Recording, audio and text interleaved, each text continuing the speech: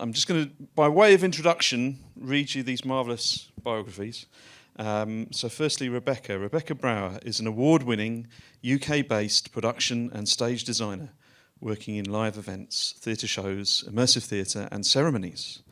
In 2012, Rebecca was on the design team for the opening and closing ceremonies for the London 2012 Olympic and Paralympic Games, leading her to continue to collaborate with some of the biggest live event companies in the world. Rebecca specialises in designing for immersive theatre, only recently opening Peaky Blinders, The Rise, to 5-star reviews in the heart of London in collaboration with the BBC. Rebecca is currently working with top brands such as Omega and Amazon, alongside world-leading immersive theatre companies Path Entertainment and Secret Cinema. And then we also have Tom Maller. Is an acclaimed international director and creative director specialising in immersive theatre. His work to date has spearheaded the immersive theatrical identity and experiences. Tom's recent show, Peaky Blinders, The Rise, has finished its London run and is now embarking on an international tour. Tom has been part of Secret Cinema's creative team for the past 9 years, directing Dr. Strangelove, 28 Days Later, Blade Runner, Romeo and Juliet, and Casino Royale, which opened in London 2019 and transferred to Shanghai in 2020. Other shows include Doctor Who Time Fracture and Arcane Enter the Undercity, a new groundbreaking show based on the world of League of Legends in partnership with Riot Games, which opened in LA in November 2021.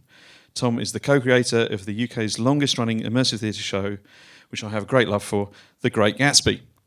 So welcome to both of these wonderful people. They will talk for about half an hour, and then after that we'll take questions. So please, if you do have things that you want to ask them, store them up, and there'll be plenty of time at the end. Thank you. Hello. So my name's Tom, this is Rebecca, thank you, Owen. We have, the first page is who we are, but you've nailed that, Owen, so there we go. So who we are. So on Peaky Blinders... 5 minutes off the presentation already. So I'm the creative director and director of Peaky Blinders, The Rise. So that meant I came up with the story, the audience journey of where they were going and what they were doing, cast the show, then worked with the actors in the room, then devising the content, working with a script, and then building that out from the ground up. I'm Rebecca. I was the production designer, but I also did costume design as well. I was involved right from the start, even with the building works, ironing out how we want this theatre space to be, and then designing all of Peaky Blinders The Rise. So we've worked on other shows in the past, such as like big indoor free-roaming shows, like Bond, where we had 1,500 audience a night, all pretending to be operatives, not agents. Do not attack people, please. You are operatives. As well as we started collaborating together on Doctor Who in 2019. And we've been on a journey to America where we created a 6-week pop-up inspired by Arcane, the animation on Netflix. And Rebecca, you've been working in events and ceremonies. Yeah, so I still stay in the theatre world, that's where I trained, and so at the same time I've been designing ceremonies and theatre shows and bringing all of that lovely knowledge into the immersive world. Did everyone see Peaky Blinders, or did people miss Peaky Blinders? Would it be helpful if I played a trailer? Yes, let's do that, that'd be cool.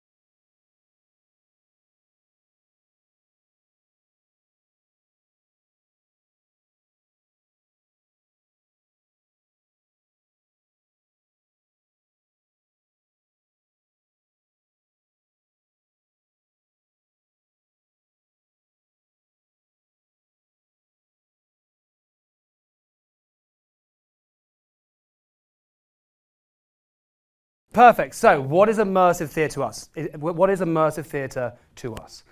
So for us, immersive theatre is a playground for audiences and characters to connect with each other, with strangers, with iconic characters, with new characters, and also with themselves, right? And it's an opportunity to make memories. There are memories that they will make in this world, for example, Peaky Blinders with the Shelbys, that will last forever. We encourage that the audience keep their phones in their pockets, so they're playing with their eyes up and they're present for a 2-hour experience. A world where the audiences are not passive, but instead have an active part to play. For me, that's massive. If the audiences are coming to experience, it should feel like they affected the story. If the audiences are attending an immersive experience and they leave without feeling like they mattered, like what they said, whether it be a big moment in a global scene with Tommy, or whether it be a one-on-one with Arthur in the back door, if the audience don't feel like they've affected the story, I think we're dropping the ball there. So we try and make experiences where the audiences at least feel like they had an input. And because of what they said, there is then a consequence or something that's fresh or happening only today. It's an invitation to escape to another world, a fully sensory, fully realized universe. You know, especially in this current world, people want to escape and they want to play. So we invite audiences to touch base with their imagination of like when they were children, right?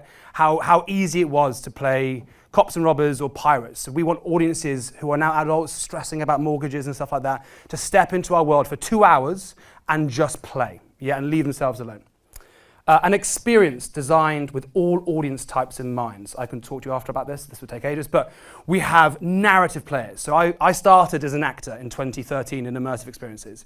And from being on the front line and then now working as a creative, I think there are kind of roughly about 7 different audience types, and we developed them with other colleagues. But we think there are 7 different audience types ranging from narrative players. People who are fans of the show but have come to Peaky Blinders The Rise because they can only experience this unique, bespoke narrative in this venue. All the way down to the fan favourites. I am a huge Peaky Blinders fan. I've got a tattoo, there you go. And I'm going to follow Tommy Shelby for 2.5 hours, right? I'm not going to let him out my sights. All the way down to the explorer player who's like, cool, go down the corridor, turn left. Go and find Arthur. They go down the corridor, they turn right, they find a room by themselves, and they open Ada's diary because they want to. All the way to the observer player, someone who's turned up, I'm in costume, I've read the pre-narrative email, I'm here to play, but please don't force me into the spotlight. But then the actor must remember, then don't turn your back to them. Don't take away the focus. They're here to play. They just don't want to be forced into the fun, right? So then you find another way of dispatching their audience members by talking to their friends or finding another track for them, if that makes sense. But we can have a chat in the bar after. Audience agency, where the audiences can truly affect the story, the characters, and the outcome of the show. We'll talk about this later on in Arcane, but having multiple endings was a bit of a revelation for me on my journey. I'm sure lots of people have been doing it. But in Arcane, we found a way that the audience could trigger one of 6 endings. But in Peaky, we had one of 3 endings. It made sense. You had the Shelbys, you had the Sabinis, and you had the Solomons. The audiences could choose their allegiances. So they had 2 hours to decide which team would win by obtaining cash. We're going through in a second, but the audiences affected and triggered the ending of the show by their choices and actions. That's really important as well. And the set plays its own character and shares its own narrative. We can spend hundreds of thousands of pounds on set and it looks beautiful. So it should do something more than just look beautiful. What happens if the set became its own character? What happens if the audiences could be dropped off by an actor, given a brief, the audiences are posed with a challenge, they start to work with a combination, and our escape room collaborators are down here at the front, right at the front row, brilliant. And so the audience are left, and the audience can then play, which we'll come to in a second. And spectacle. Yes, the set looks incredible. The characters look just like them from the movies. But for us, there should always be a moment of a spectacle. How did they do that? How did they fly an X-wing over 1,500 people? How did Tommy Shelby walk silhouetted through flames to the red right hand in perfect unison? Those moments where the audiences have a moment of blowing their mind. And allowing the audiences to be in the room where it happened, my Hamilton reference. Allowing the audiences to suddenly be on a 2-hour journey meet iconic characters, meet new characters with new narratives, but then suddenly find themselves in the room where that famous scene happens between two of the iconic characters, and having that kind of excitement and realization. And then lastly, but for me the most important thing is the team. And that can be from production to the cast, to the crew, to the creatives, and everyone being on the same page of what we're trying to achieve. What we're trying to create is the audiences in the front of our mind. Their experience has to come first. And from that, it's the cast. The cast are, they are representing the entirety of the creative team, the producers, the productions, because they're on the front line. So that's it. So the cast, the team, the creators and production, everyone's singing from the same hymn sheet and understanding the overall vision. That's putting the audience's experience first. Then world building. So we might get a title. For example, in this case, it is Peaky Blinders. When creating it, we ask ourselves 5 questions. The first question, who are the audience? They're the most important thing in the experience. It is their journey, it is for them. So even when creating the show, even into the depths of the rehearsals, any moment or any interaction the cast devise, that is the question I ask them first. Who are the audience in this interaction? Who are the audience in this experience? All the way through. Second question, who are the characters? What are the iconic characters we want to bring to life? What are the new characters that we want to create bespokely for this experience because we're telling something new? Third question, where are we? What locations do we want to build? Shelby Export Limited, the Garrison, the Eden Club, etc. What are we doing? Why are the audience here? Why do we need the audience in this interaction or in this moment or in this experience? And then lastly, what is this special event? Why today? What's the vessel that we can use to have a reason that audience are here? In Peaky Blinders, the Shelby company meetings, the Shelby family meetings are strictly just family. Why today is Tommy okay with 250 random people walking in, right? Because then we can endow them. We endow them as associates, we endow them as the opening of Shelby Export Limited, which is a new company, which means the audience in general can be in the room where it happens, and we bring them in. Don't press the wrong button. There we go. So this presentation is going to take you through how we changed this into this, and also this into this. Now I can't remember what the next slide is. There we go, next slide. So the design process. So each of these slides next, I'll kind of talk you through our design process together, starting with studying the IP, getting to know the venue, which is incredibly important for us as a team, mood boarding locations and ideas, obviously always working with the IP holders at the same time, to building the model and the design, to the final design. So obviously the first thing is we get to know the IP. This is a question that's asked to me quite a lot, and this is always the answer. Yes, I did watch 250 episodes of Doctor Who and 800 episodes of old Doctor Who and 4 series of Torchwood. I did. So with Peaky Blinders, it was quite lucky when Tom rang and said, there's only 5 series at the time. Well, at the time, I was like, oh my God, thank God.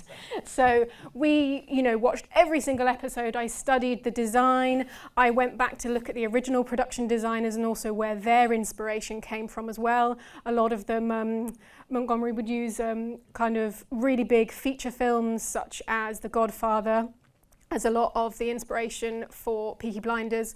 I also went up and saw a lot of the original set up in Manchester, even though it's set in Birmingham, the set's in Manchester, and got to see the Garrison, got to see some of the more later series 5 bits. So I always make sure that I immerse myself in the design as much as possible. We always like in our shows to make sure that we have some replica elements for, again, it's all about kind of hitting those key audience narratives and members that we talked about.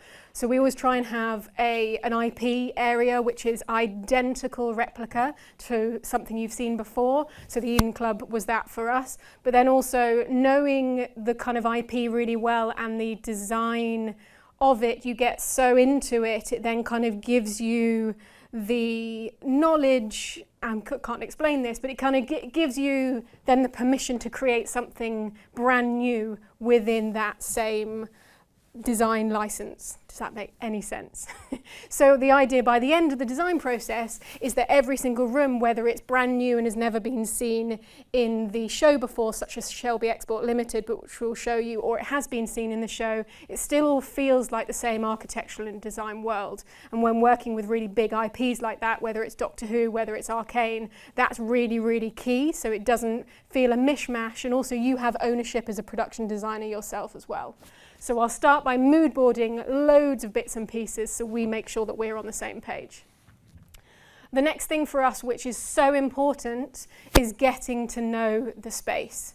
Tom and I went to the space in Camden first with kind of no expectations whatsoever, or not, kind of rough ideas, but I remember us kind of standing in the middle of the second biggest space, going, right, where are our exits, where are our entrances, where is the natural flow of the building? And once you find the natural flow of the building, you can then apply that to the audience flow of the production. So we knew there's many buildings that we go to. This was grade 2 listed, which was bane of my life, but you have to respond to the building if you want to make a successful production in this way. We knew that there was a main entrance that we had to use. For us, it wasn't actually ideal that you had to go through one giant space before getting to the stables area, which is where we knew we kind of wanted our journey to start. So there we brought in ideas of theatricality. Let's bring in some theatre here. What if we bring people through Watery Lane and we change the set, which is the famous street that you saw in the mood board before? And then we have this theatrical moment where Tommy enters, we open these massive doors. The massive doors were already there, so how can we use those, utilise them and make them amazing? And then all the audience were taken then into Shelby Export Limited, and the entire set unfolded in front of everybody's eyes. A building like that allows those sorts of design decisions to be made. If we were anywhere else, then we wouldn't have needed to have done that, which I think would have been a bit of a shame.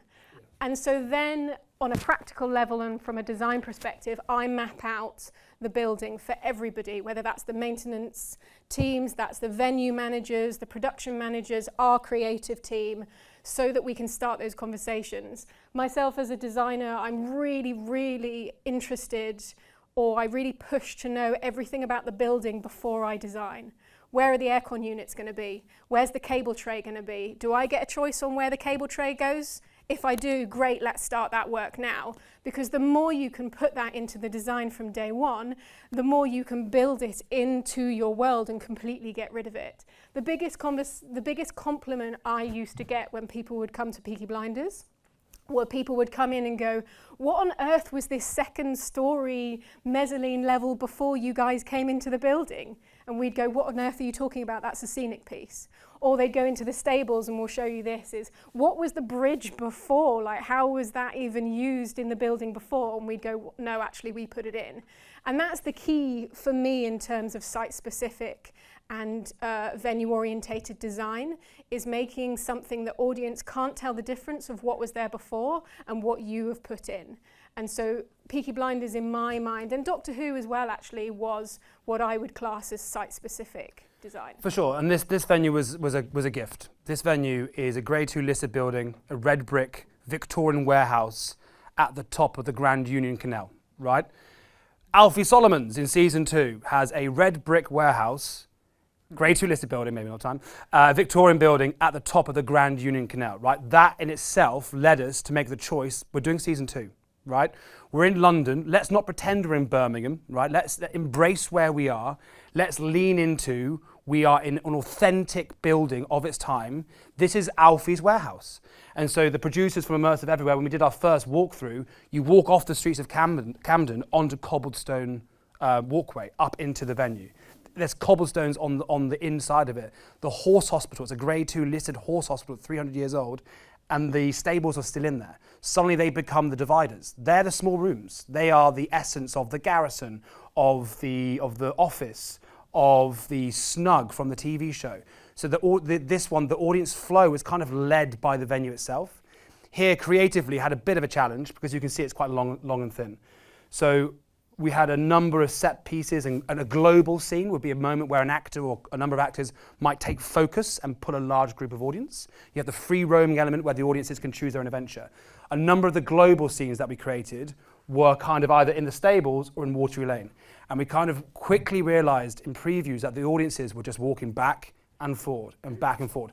There is only so much we can change. However, we started to break up the show timeline and move certain scenes into different locations.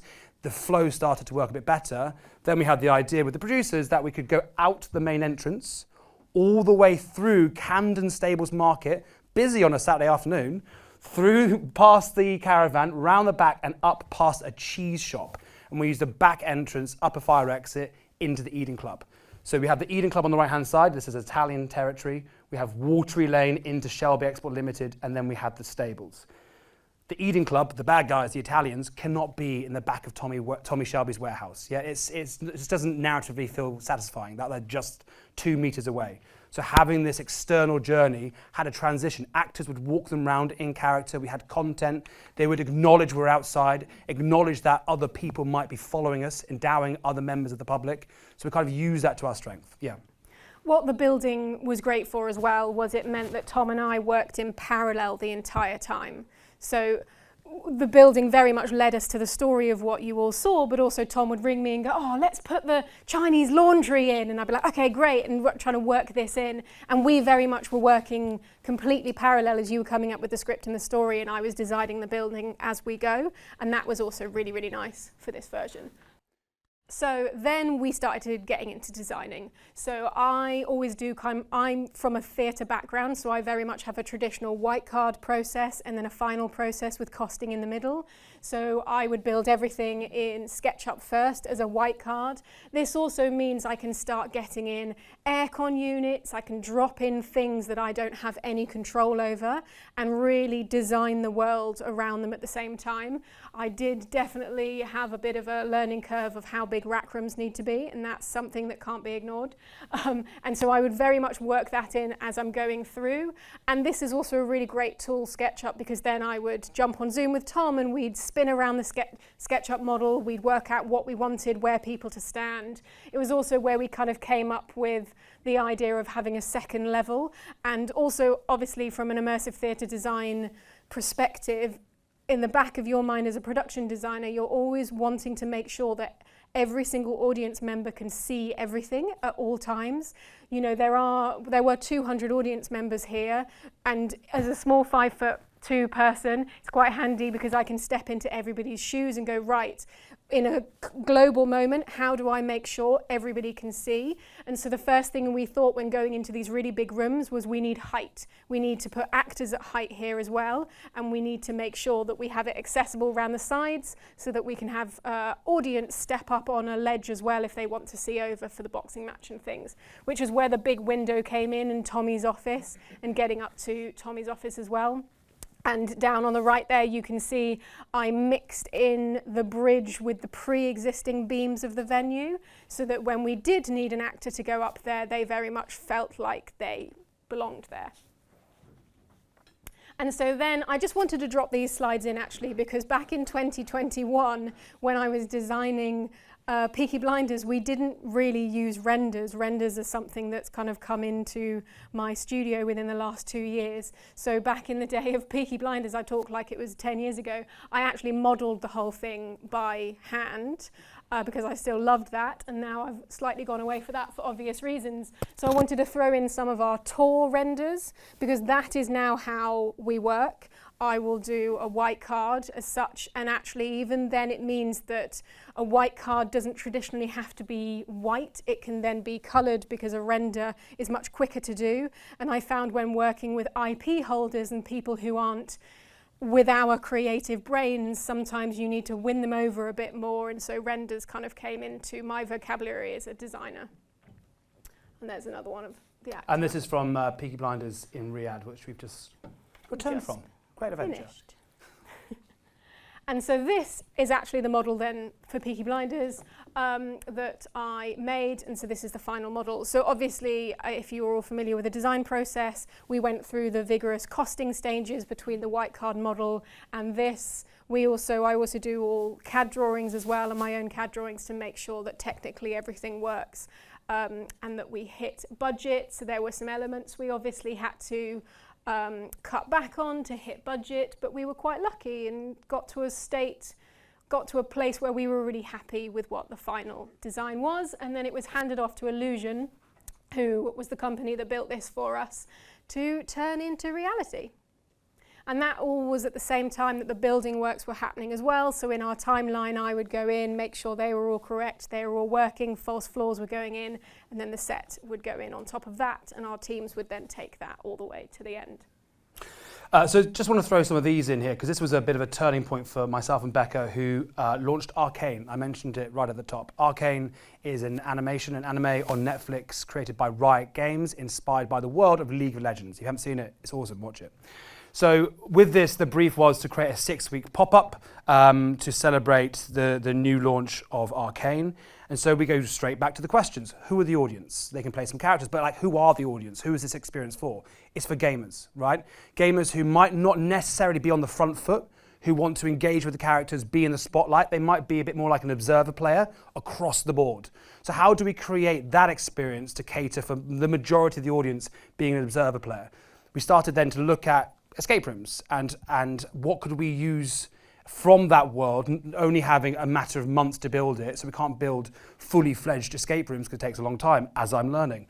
But we can build mini interactions, mini challenges. So we created lockups. We had about 10 to 15 lockups built within Becca's designs. And we had these spread throughout the 4 or 5 main locations of the show. The audiences were divided up into 6 teams, 6 factions, each having 2 actors leading the 6 factions.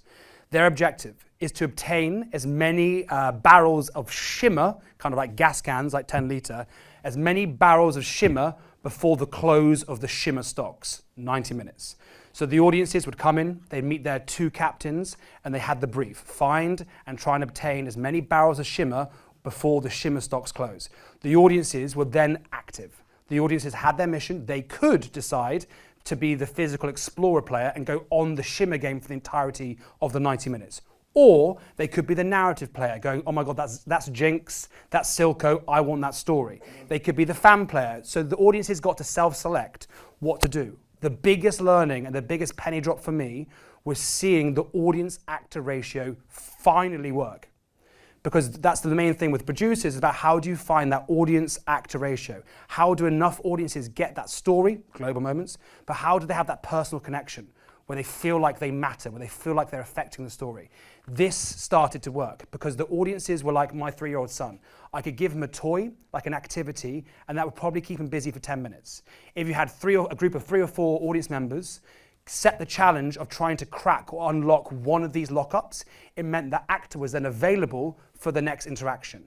So we had 23 actors, and there's about 250 audience members, but the story and the flow worked because we found enough variation and enough activities between those who wanted to play a game of the shimmer and those who wanted to interact and delve deeper into the story.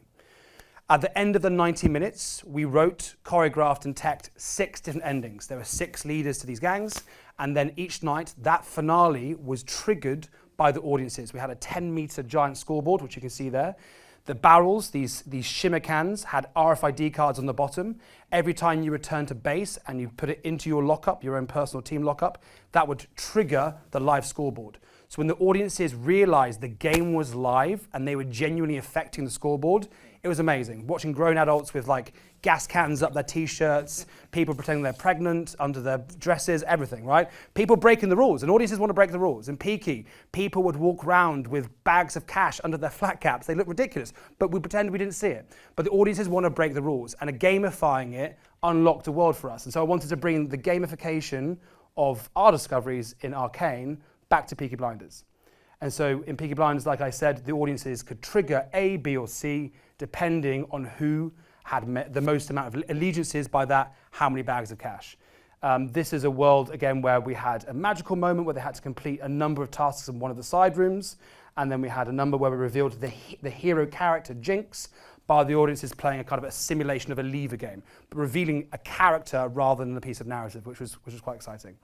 And then we had one of, on the top left here, this is where we're making shimmer. The audiences could work with different temperatures and different valves, moving through bubbling beakers, moving through liquid that would then pour out into shot glasses, and the audience could then drink their brewed shimmer, which was pretty cool. And at the end, this is one of the finales that then turn into Jinx attacking the Undercity. So this was a kind of a pop-up kind of small project for us, but a big learning curve about how to then gamify these amazing sets, how to engage the audiences, whether the actor-audience ratio isn't that strong, is about using the gamification and using the set as a character. Yeah. So then we brought that into Peaky. Well, it literally overlapped, that project literally overlapped by about a month. I'm not saying that we overlap projects often, but you know, while sitting in our accommodation in LA, we suddenly thought, oh my God, we're designing Peaky Blinders literally as soon as we touched down back in London, let's now put this in. And so we went through every single location, because by that point we'd kind of roughly worked out what we wanted the location to be before we went to LA, and we just went, how can we make this work? So here are some of our great production shots of the show. This was Tommy's office in the stables. Yeah, in the stables, so their little townhouse office equivalent. And for example, we had a safe in here that audience had to find items to solve the code to get into. There was also a door, there was also a drawer in the desk that they had to work out how to get to, and also other clues on walls that then would link to other puzzles that we have in other rooms. And so in the bookies, for example, we had also some great accidental finds, which are really fun as well. Again, we like to activate the set and mean that you don't always have to find these elements, but if you do, but if you chose a specific spindle from the banister rail there and you pulled it towards you, it opened a safe door underneath the platform, revealing loads of money that you could steal from the Shelbys and decide who you want to give it to. And this was interesting, right, in this space, especially because it's in the heart of the Shelby land, in their territory, right?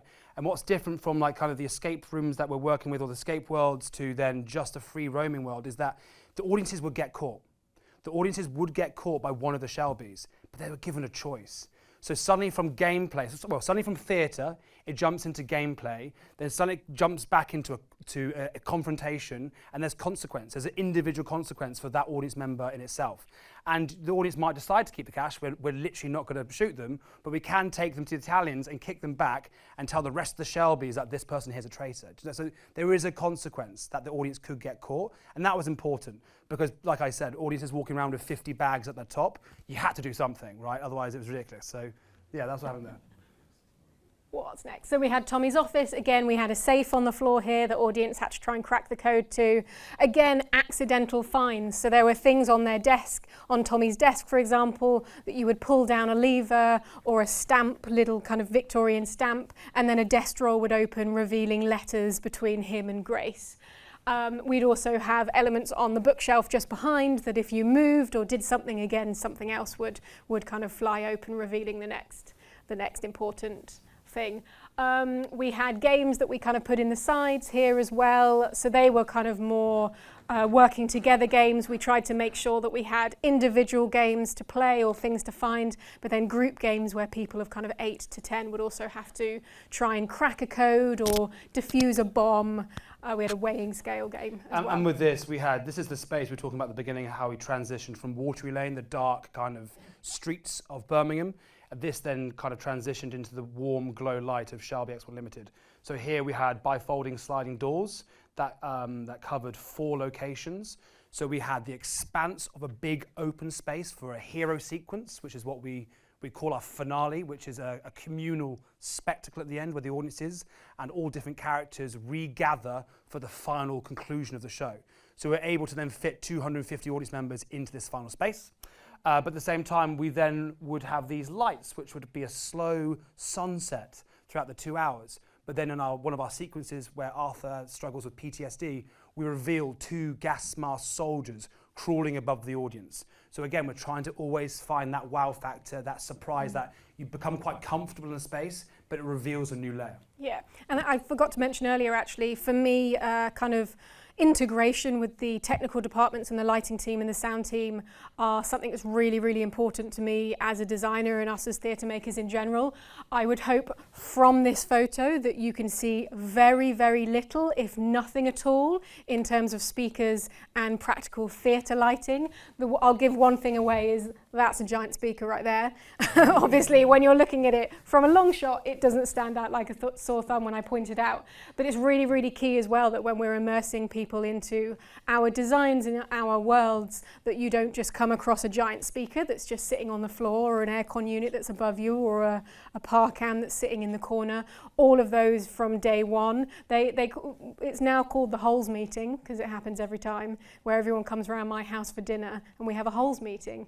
And it's where we cut holes in the set, go through all of the construction drawings from beginning to the end, and myself, Terry Cook and Luke Swaffield cut holes in everything and put grates and covers and gauze over it. And it is always, we try and make the fun of it and then finish off the night with a gin and tonic. But that integration to me is really, really important. And then we got the Garrison bar here as well. A great thing that this venue gave us was a bar that already existed. So again, instead of ripping it out, we used the money to just clad it instead. There's no point ripping it out and wasting your budget. So we were trying to be really, really strategic with how we spent our budget of this, which was £200,000 for the set, and I hope looks much more. And with this came, there was a bar already here from a previous occupant. With this was really important because this is the Camden Garrison. I don't know if people are Peaky Blinders fans, but the pub is called the Garrison and it's there for the 6 seasons. This is one of the must-haves. If you're going to build a bar in a Peaky Blinders experience, you must have the Garrison, right? But how do we build the Garrison? Because we're not in Birmingham, we're in London, so we just kind of have one narrative moment where Arthur might mention it in a global moment. Arthur might have one line that we like our home away from home, right? So we've now reconstructed our own version of the Garrison here in London. And that just one kind of line, for me, makes sense narratively, fine, I can deal with it, but a huge payoff for a must-have for the audiences, yeah? If you had an authentic bar in Peaky Blinders and it wasn't like the Garrison, you're gonna leave disappointed. Yeah, so that was quite important. We then also pay them back as well by hiding Easter eggs around. We do that a lot. We try and go to the IP holders and actually see if we can get original props and set dressing. So if you can see up in the corner there, the Garrison Tavern, that is actually the real sign from the outside of the Garrison Tavern. And so we could send our audiences on Easter egg hunts as well. And this is just some of the production shots. Like here, the sparks aren't on at the moment, but Tommy would enter after the first act. Act 1 was 40 minutes long. In 40 minutes, we allowed audiences to acclimatise to the world. We had a number of scenes, maybe 4 or 5 scenes, where we just landed the plot. We landed who you are, who we are, where we are, what are we doing, about 3 or 4 times. Just so when Tommy lands through a big hero's entrance, we just had a spectacle sequence, and when Tommy goes, "Do you know why you're here?" 250 people go, "Yes, I've been told 3 times." But that's what we needed to do. We wanted to make a show that anyone, whether you be a diehard Peaky Blinder fans with a tattoo on your arm, or your friend had a spare ticket and you just finished work, you've never fucking been to immersive theatre, but you come for a night out, we wanted Act 1 to prep and neutralise everyone so they could all then enjoy Act 2, Act 3 and Act 4. That was the idea of that. So this is Tommy's big entrance. So just wary of time, so just so we can make sure that we've got 20 minutes for questions. We've got a couple of slides here just to show you the actors in the space, what we hadn't showed before, if you want to flick through them. Yeah. But the one thing that I always wanted, so I'll keep talking as you flick through, the one thing that I also wanted to really make sure that we have in this presentation while we're flicking through this is the last page that we will bring up now in a second. There are more than I thought. Is that me and Tom are here obviously presenting this production to you, but we in no way can do this sort of work to this sort of scale, as I'm sure you're all aware, without the teams behind us. We had incredible producers, stage management team, production management team, art directors, cast, oh yeah, cast, costume makers, and we just put even just half of them up for you to have a look at here, because this wouldn't have happened without them. Thank you very much. Thank you. You mentioned a couple of times, Tom, 7 audience types. Could you just enumerate what those are for us? Because that'd be very helpful. Good, yeah. So you have the fans. I'm saying everything. The fan player. The fan player who is, I am a diehard fan and I want to find Marty McFly and I'm going to follow Marty McFly for 2.5 hours and I'm not going to let him out my sights. For example, we had 5,000 audience and he had about a harem of 300 audience following him all times. So that's the fan player. Narrative player. I love Peaky Blinders. Peaky Blinders The Rise sounds exciting. I've seen all TV show. There might be something different here, a bespoke story, a new story, something I haven't experienced before. Tell me, where is this new thing that I can find out? Arthur's got some new content. I'm going to find Arthur. There's a new character I've never met before. What do you do? Who are you? I'm going to hang out with you. Narrative player. The observer player, who I said for me is the most important one, is I'm here, I'm dressed up. Ooh, I'm going to pull back in this interaction. It might come across rude to you, the actor, but the actor has to be smart enough to read, oh no, you're just nervous. I'm pushing you into a place you don't feel comfortable. That's okay. I'm going to take the focus off you to your friend over here, but still keep you engaged. And when I dispatch you, make sure you go together. I'm not going to ignore you. Yeah. And that's the thing for us in rehearsals. The main thing is the actors, and all I do is facilitate awesome people. Right. We come up with a story. We cast amazing people who can play with their eyes up, who can hold a character, of course, who can hold a story, but at the same time read the room. They can judge you for their first hook, their first line, exactly what character you are. Yep. So the observer player, a group player. We are here, it's my birthday, there are 10 of us, and we're going to stay together. You're not going to break us up. 10 of us will walk around this venue and stay together at all times. Thank God you're here. Arthur needs all these crates of whiskey moving out back. There's a pickup tomorrow morning. So we build those tracks as well. Social players. The social player is I'm dressed as a Peaky Blinder and I'm going to stand at the bar and I'm going to drink whiskey and watch the world go by. And I'm happy here.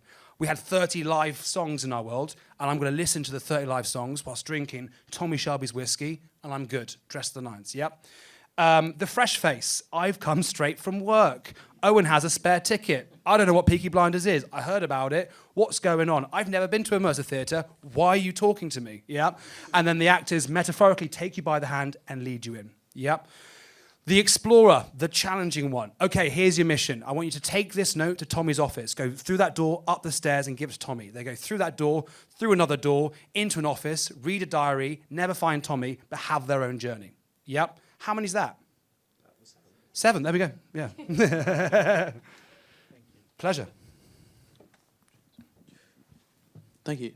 Really, really great to hear an insight into behind the scenes of the show. It's fantastic to see audience agency expressed at such a scale, which is quite rare in this industry at the moment. My question was, have you explored any other forms of the audience expressing their agency that is not currency or resource acquisition based?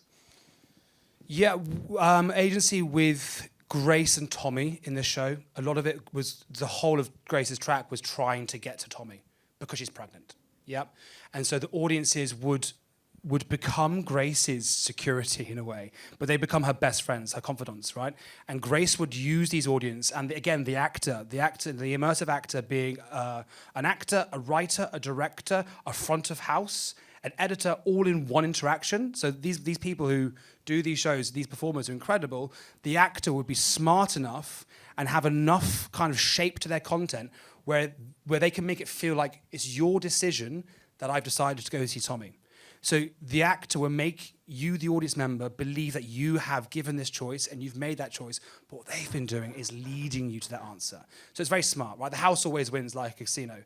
So Grace would be a pro at luring the audiences to make certain decisions, but the audience would make those decisions for themselves. They've been guided, and then Grace would decide to emotionally build up the courage and find Tommy, but all thanks to her audience. Does that make sense? So we'd find that emotional interaction and payoff as well. And it ended with Tommy then proposing to Grace, and the audiences then getting a moment of recognition by Tommy saying, if it wasn't for you, we wouldn't be here right now. So from the bottom of my heart, thank you. So we would build that in as well.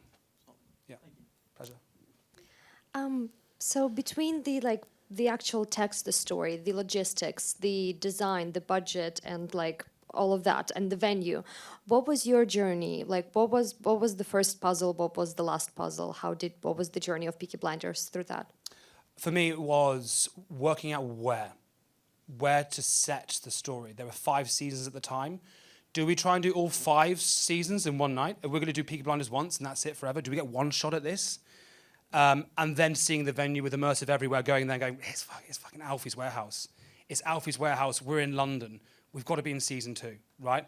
So finding that journey and then going away. And whilst we're in doing Arcane, I have like a location. So I have a really sexy timeline, just a locations at the top and 5-minute blocks down the side.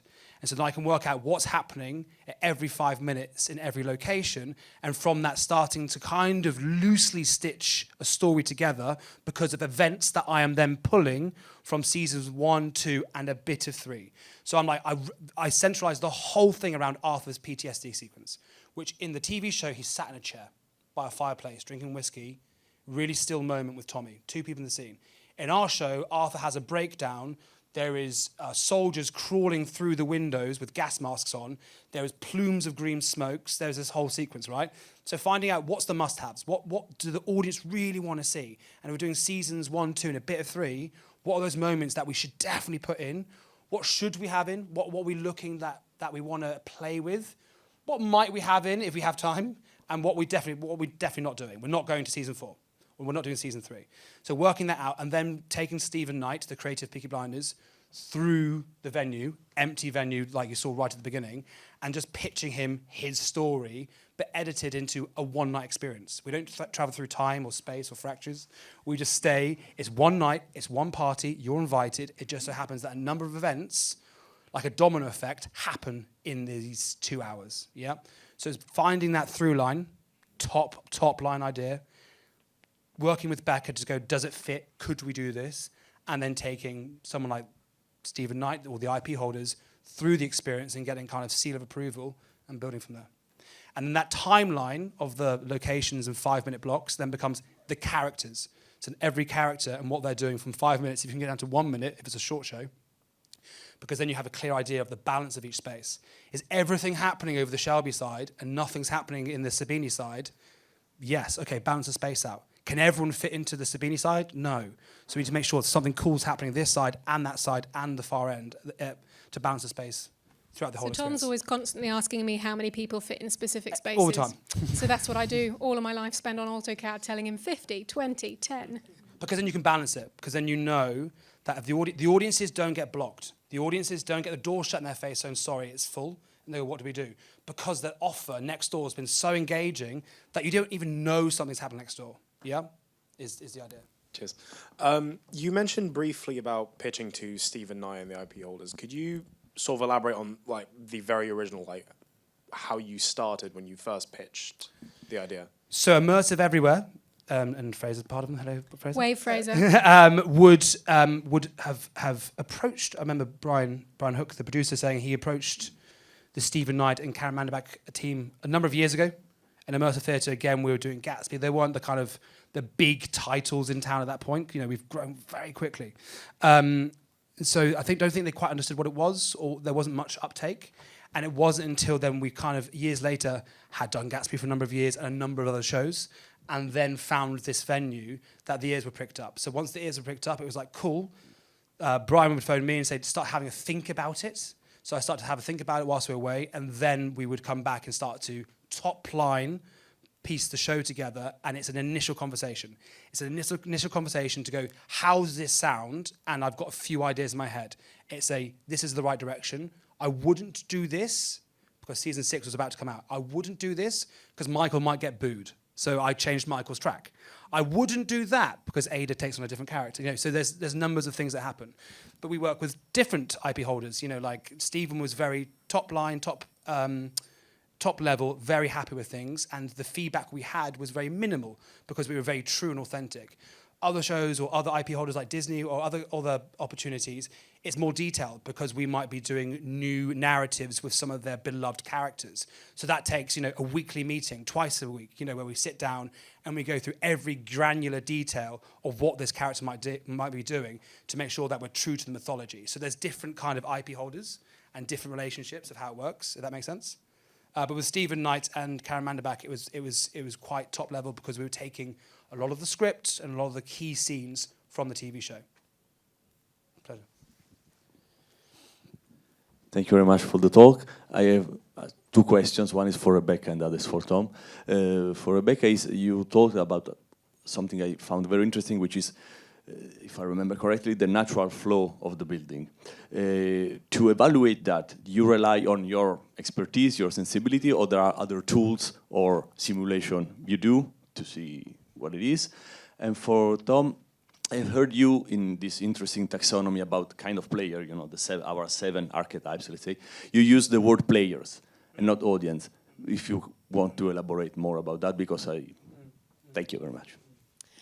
Yeah, for me, it's tricky. It always just depends on the venue. And so I think back in the day when I was kind of very much starting with immersive theatre, I would be led round by Tom or the production manager thinking this is what we think the journey should be through the building, when now it's very much like, Becca, can you tell us what you think the journey should be around the building? So it is just going in and learning the basics of the building. Where are the fire escapes? What do you have to leave clear? Where is the obvious entrance? Really boring things which I think you wouldn't normally think you have to do as a designer, but I think it's really important that you do. Where's the plumbing for the toilets? Are there any pre-existing plumbing for bars? Because straight away, if you can create an audience flow that work with those main parameters of a really tricky building, you're spending money in the correct places, because then you're not having to spend stupid amounts of budget putting loads of plumbing in to the opposite side of the building that you could be using to dress a pre-existing toilet area. So it's toilets really, bars, sounds really boring, fire escapes, main obvious entrance. We, of course, have worked in buildings, for example, where we haven't been able to do a wraparound of running around, where I've had to split a double door in half to put one corridor in on one side and one corridor in the other side so that you get through areas. So it does get really complicated. But for me, it's going to visit the venue, seeing what all of those are, sitting on AutoCAD with that ground plan, and just starting to drop squares and piece areas together. Roughly by that point, we've decided what locations we want, ever so slightly, and it is literally just dropping squares, trying it a different way. You know, Tom will suddenly get me on the phone being like, I don't think I can get one set of audience to this side and then the other set of audience to this side, and he'll just be like, go away, sit and look at it for a bit longer. You'll work it out is my line. You'll work it out. And then I'll redraw, and literally I'm talking about lines and squares and square footage, so I know that there's a certain amount of audience that we need. I know we have to get, I'll be told from the producers previously, we have to get 250 people in a final finale moment. I'll know, for example, if it's more a walkthrough experience than a free roam like Peaky Blinders, that you're walking 30 people through at a time. I'll already know that information, so I can roughly work out the square footage of each location, what it needs to be, and literally just start sketching it out in front of people and then propose the ground plan to the team. I think, Becca, just quickly on that, it's really clear that we have parameters before we start. Before we start anything, like going into this building here, we just need our clear parameters. How many people do you want to get through? Roughly how many cast, how many shows a week? Once you have how those, many bars do you want? Yeah, but then you can build Literally. up. If you work the other way, you're going to be over budget. You're going to spend twice the amount of budget, and then you're going to kill your baby and end up with a Frankenstein. And that just doesn't work. So clear parameters is really important. Players, because they're here to play. Everything that we do, they're literally here to play. And so I use that in the rehearsal room, so the actors think of them as a collaborator rather than an audience member passively watching them. If an actor, some really amazing actors that you will see in that video will come up with some amazing content or a scene together. However, we can't use it because there's no gateways. So in your content, you need to make sure that the actors have gateways, which is an opportunity for the audience to step in if they want to and agree or disagree or share some advice or step out, and you can carry on the scene. Where we have amazing scenes where it becomes quite promenade or passive, we just need to crack them open. We can use them, we just need to crack them open. Yeah, but it's really important we have that sense of play, because we are in this room, adults, and if we're in a warehouse in Canning Town and we pop that bubble, we're in a warehouse in Canning Town. or we could be in downtown in Blade Runner in the rain, dancing, having a rave, right? So it's really important that the audience come in and see us, encourage that sense of play and imagination. Yeah. Hey, you talked at the beginning about taking the show on the road. I'm just very curious how you're actually managing that, whether it's like you're creating a pop-up set or you've altered the story. Or Yeah, so our first international location was Riyadh, where we opened. When did we open? In September? What's it? In August. In July and August. And so with that, in that territory, of course, that comes with some narrative changes that we would lift up the bonnet of the show. What really worked? What do we want to keep? What do we need? What do we have to change? Like in our show, we do a whiskey deal with Al Capone. That's not right for Riyadh. So we changed it to another deal. But Al Capone we liked, so we wanted to keep him. Can we work out something else? So we'd go through. I think the whole script was then sent over to certain territories like Saudi Arabia. Got that signed off, and we could build that show, right? And structurally, from a design perspective, it depends on the country and the time that you're given to make the changes. So Riyadh wanted this incredibly quickly after we closed in London, which meant that we couldn't do any design changes. So I had to send over the model as it is, and I just had to rejig some of the locations in terms of where they were within the building. But because it was an open sound studio, this time we didn't, but that will change. So when we want to go somewhere else and there is other places we're talking, again, depending on the venue, depending on the time that's given to me and my team, it will continue to change from either a full install, which it was in Saudi Arabia because they have the capacity to do that very quickly there, or a pop-up set. So it will be one or the other. All right. You talked about moving the audience outside through Camden. Oddly, that was one of my favourite parts of the show. And I think you used the word endowed to describe how members of the public could then be kind of incorporated. Can you talk a little bit more about that? It's fascinating. Yeah. So we're in 1921. However, we walked past 5 Americans on their mobile phones drinking Diet Coke or something. But Alfie Solomons would be a pro at this by leaning into, they sounded Italian to me. Do you know what I mean? And then looking back at the group of 4 Americans who walked past and a group of 10 audience members staring at you meant they looked back at them. And so then they would play the narrative that potentially they're being followed. So then they would kind of pick up pace around the back of the caravan. That's just one example. But being out in Camden in a period show on a busy Saturday, we had to embrace it. We couldn't ignore it. Of course, it got quite a bit of attention and focus, and so we'd lean into that. And I think obviously Peaky's hard because it's period, but other shows we've done back in the day, one called Drop Off, blurring the lines between reality and fantasy is the dream. When you can create an experience when you don't know who's in it or who's not, that's the dream, right? And that can come down to the narrative player playing hard, the explorer player playing hard. But when you can be in an experience, there might be set moments where there's dialogue, but when it's in the free roaming moment, when the audience don't quite know who's playing as a character, who's playing as an audience member. Yeah. Brilliant. Thank you, guys. Thank you. Thank you.